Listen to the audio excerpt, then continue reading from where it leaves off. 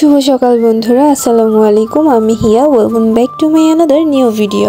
অনেক দিন পরে আজকে বাসায় রান্না হচ্ছিল বিরিয়ানি। আমার আম্মু ঘরোয়া মশলা দিয়ে এত মজাদার বিরিয়ানি রান্না করে যা একবার খেলে মুখে স্বাদ লেগে থাকবে সারাটা জীবন। আজকে রান্না হচ্ছিল বিফ বিরিয়ানি। আম্মুর নিজ হাতে বানানো বিভিন্ন মশলা দিয়ে আজকে রান্না হচ্ছিল বিরিয়ানিটা। দোকানের কিনা বিরিয়ানি মশলা থেকে ঘরে বানানো বিরিয়ানি মশলা দিয়ে রান্না করলে টেস্ট একটু বেশি হয়, তার পাশাপাশি অনেকটাই স্বাস্থ্যসম্মতও হয়। তোমাদের সাথে কথা বলতে বলতে দেখো চাউল কষানো শেষ, আর তারপর এর মধ্যে দিয়ে দিল আগে থেকেই কষিয়ে রাখা মাংস। তারপর ভালো করে চাউল আর মাংস মিক্সড করে এর মধ্যে পরিমাপ মতো পানি দিয়ে চাল ফুটিয়ে নিলেই তৈরি হয়ে যাবে আমাদের আজকের টেস্টি টেস্টি বিরিয়ানি। চটজলদি আর বাঙালি স্টাইলে এর থেকে মনে হয় না কোনো সহজ পদ্ধতি আছে আর বিরিয়ানি রান্না করার। ফাইনালি রান্না শেষ, আর এর উপর একটু ঘি দিয়ে নিল। এত সুন্দর স্মেল আসছিল, মনে হচ্ছিল যে পাতিল থেকেই খাওয়া শুরু করে দেই। এমনিতেই আমি বিরিয়ানি লাভার, তার উপর বিরিয়ানির গন্ধ নাকে আসার পর নিজেকে আর কন্ট্রোলই করতে পারলাম না। বহুত কষ্ট করে ভিডিওগুলো নিচ্ছিলাম, কারণ সামনে বিরিয়ানি রেখে যে গন্ধ নাকে আসছিল ভিডিও করা খুবই কষ্টকর ছিল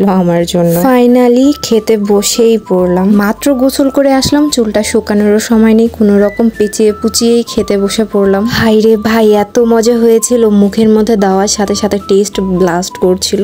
যাই হোক, আমি বিরিয়ানি খেতে থাকি আর আজকের ভিডিওটা এখানেই শেষ করছি। তোমাদের যদি ভিডিওটা ভালো লাগে তাহলে ভিডিওতে একটা কষ্ট করে লাইক দিয়ে দিও।